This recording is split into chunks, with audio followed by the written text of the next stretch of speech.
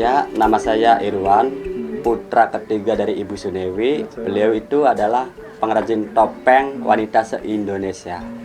Beralamat di Desa Makar Gading, Kecamatan Sriyek, Kabupaten Indramayu.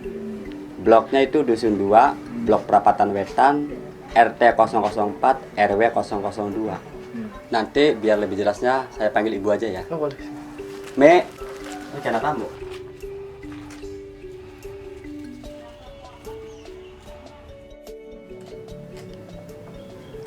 Nama saya Ibu Sunewi, umur lahir 62. Kira-kira 95-an saya bisa bikin kedok sejak bapak saya wafat. Gitu, sehari-hari cuma bikin itu aja, bikin kedok. Dan namanya orang rumah tangga sih, daripada main. Berbicara tentang Ibu Sunewi memang tidak bisa dilepaskan dari sosok ayahandanya yang sudah almarhum, yaitu Bapak Royani. Bapak Royani seorang maestro pengukir kedok dari Gadingan, ayah kandung dari Ibu Sunewi. Ada yang menarik sebetulnya cerita tentang mengapa sekarang Ibu Sunewi menjadi pengukir kedok. Dulu tahun 1993 saya dan teman-teman pernah membawa Pak Royani sebagai pengukir kedok, yang kedoknya waktu itu dipakai oleh kelompoknya Ibu Sawitri dari Losari, almarhumah juga Ibu Sawitri, kelompok topeng Purwakencana namanya.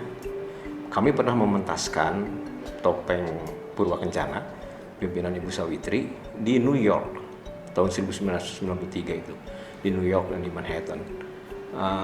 Pak Royani kami bawa serta karena pertama kedoknya dipakai oleh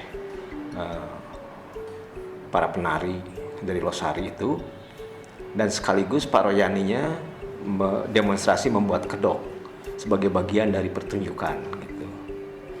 Nah, waktu itu ketika mempersiapkan pergelaran itu kami kagum dengan kedok buatan Pak Royani, kan halus betul, beda dengan karakteristik kedok-kedok lainnya yang biasa dipakai oleh para penari topeng lainnya gitu.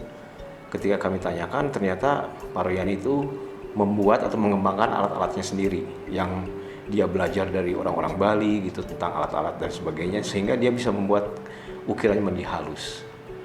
Tapi hal yang menarik, saya mengatakan waktu itu, apakah Bapak punya murid? Pak Royani kaderisasi lah gitu. Dia mengatakan bahwa anaknya Sunewi, satu-satunya perempuan, tidak tertarik untuk mengukir kedok. Kemudian saya tanya, enggak mengambil siapa, tetangga atau apa?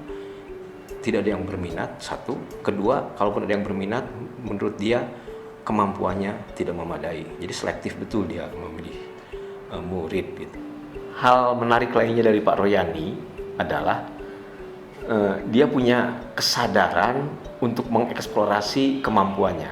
Misalnya begini, Pak Royani itu selain membuat kedok untuk keperluan menari, dia membuat kedok atahan gitu ya, kedok mentah dia bilang itu, belum dicat dan sebagainya, tapi langsung diukir di bongkahan kayunya itu. Dan saya kira itu jadi bukan hanya sebagai properti untuk menari ya, jadi bukan lagi untuk properti menari, tapi mewujud jadi sebuah karya seni. Itu keren luar biasa. Dan beruntungnya saya, Pak Royani itu membuat satu kedok panji dan satu kedok lana yang dari bongkahan kayu langsung, dan itu khusus dibuat untuk saya pribadi sebelum beliau meninggal. Saya bersyukur untuk itu dan makanya saya simpan sampai sekarang itu. Juga selain itu dia membuat kerajinan. Itu menariknya tuh.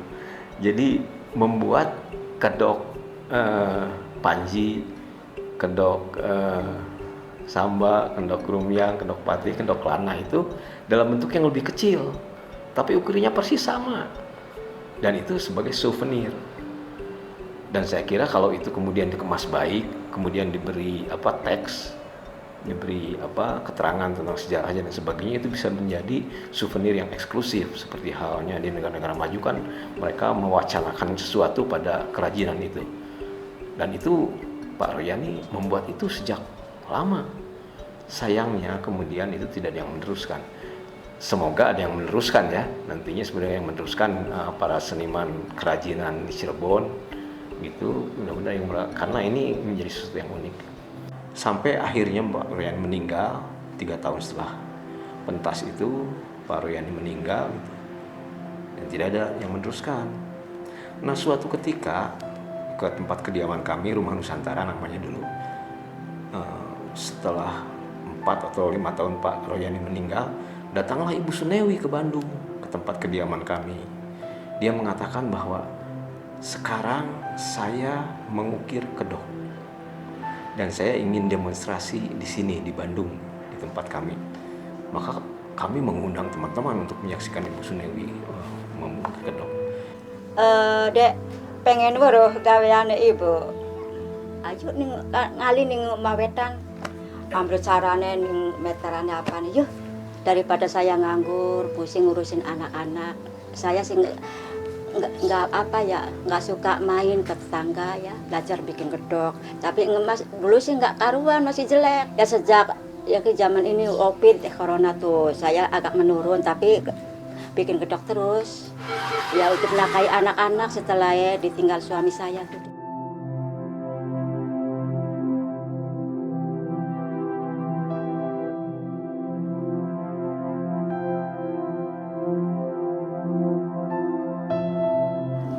Pak, kita ngerasa bangga dengan bapakku.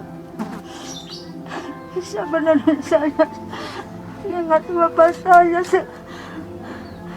pengen bapak belawe gawe kedok bagus sih bloli. Setelah bapak mati kita ada senang pisan gawe kedok makan. Kita susah bukan gawe cungur, gawe cangkem. Tidak alhamdulillah pas aku yang kita bisa gawe kedok. Kebanggaan bapak pak kesubun pak asal usul kita kuung Garut belajar mene mahasiswa aku pak.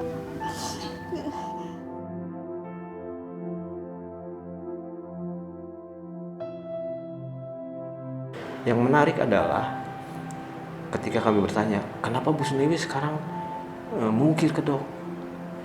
Dia bilang bahwa saya tuh tidak punya kemampuan untuk mengukir sebelumnya karena memang tidak tertarik.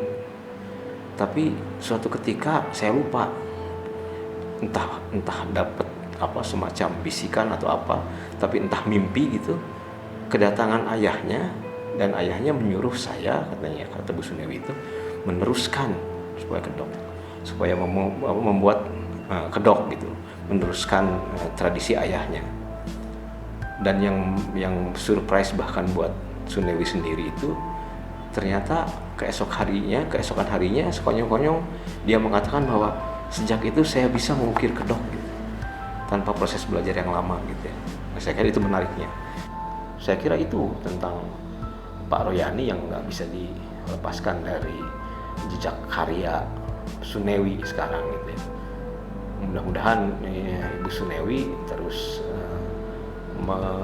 setia melaksanakan apa yang diamanatkan oleh ayahnya.